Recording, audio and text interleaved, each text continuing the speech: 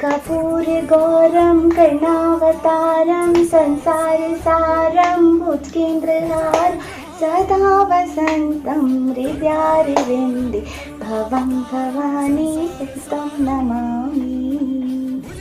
हिंदू सनातन धर्म हमें सिखाता है कि जब भी घर में या देश के भारतवर्ष के किसी भी मंदिर में हो रही हो कि कोई पूजा, तो उसके पश्चात करनी पड़ती है आरती। आरती क्यों करते हैं, क्यों ज़रूरी है करना आरती?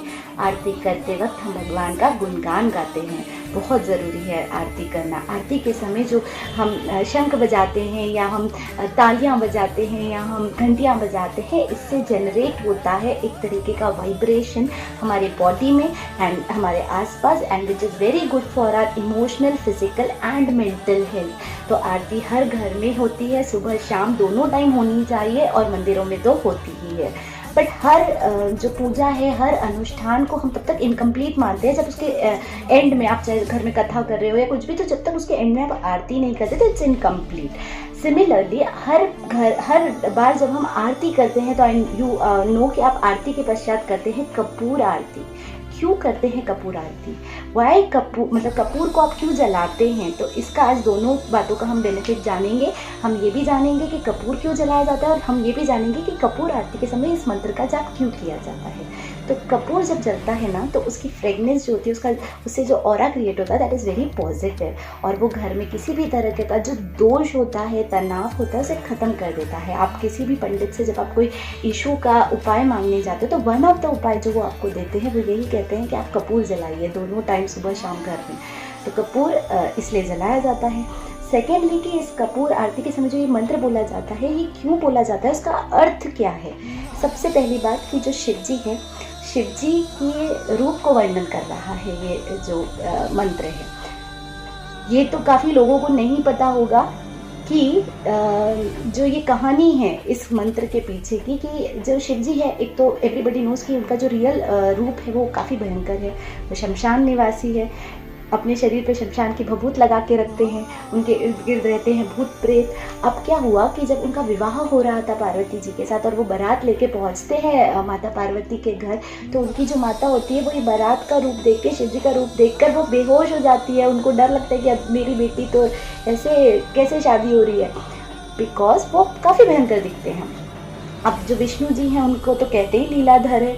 अब उन्होंने लीला करी और उन्होंने कहा कि नहीं, अभी मैं इनका अच्छा रूप का वर्णन करता हूँ। तो पहली बार उस दिन विष्णु जी ने ये स्तुति कही थी शिव जी के रूप का वर्णन करने के लिए, उनके पॉजिटिव रूप का वर्णन करने के लिए। तो शिव इस स्तुति में जो विष्णु जी है वो कहते हैं कपूर गौरम, कपूर के जैसे गोरे रंग वाले।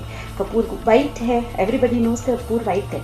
तो कपूर गौरम करुणावतारम, करुणा का जो अवतार है, शिव जी जो है ना वो करुणा का अवतार है। अच्छा, in all the mythological stories अगर आपने सुना होगा, तो जो जितने भी राक्षस होते हैं, अगर उनको भगवान को इम्प्रेस करना है तो वो they go for Shiv ji, because वो इजीली इम्प्रेस हो जाते हैं, उनको थोड़ी बहुत पूजा से ही वो खुश हो जाते हैं, इसलिए तो उन्हें भोलेनाथ कहा जाता है। तो करुणा अवतार, ही इस करुणा का अवतार। संसार सारम, सारे संसार का सार है शिव जी। आप जानते होंगे कि उन्हें स्वयंभू कहा गया है, because nobody has created him, वो खुद उत्पन्न हुए थे।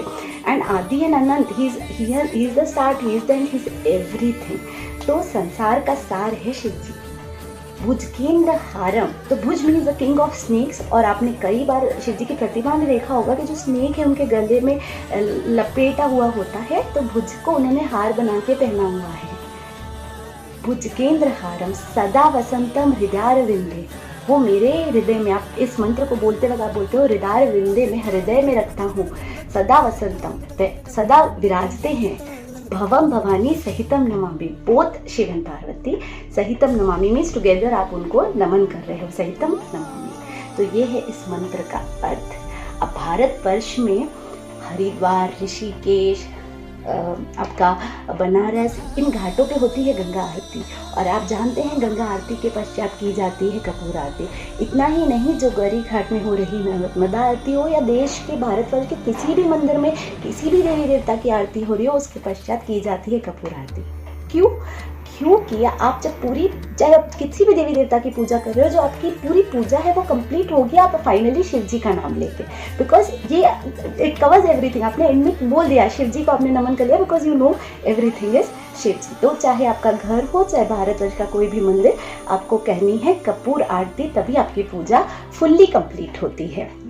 अच्छा, तो अब आई एक्सपेक्ट कि इसके बाद जितने भी मेरे यूथ फ्रेंड्स हैं एंड उससे भी न्यू जनरेशन के जो लोग हैं, जिनको मैं बहुत डेफिनेटली श्योर थी कि वो ये मंत्र तो कहते होंगे, बट क्वाइट वेरी श्योर कि उनको इसका मीनिंग नहीं पता होगा, बट आज के बाद आपको इसका अर्थ पता है।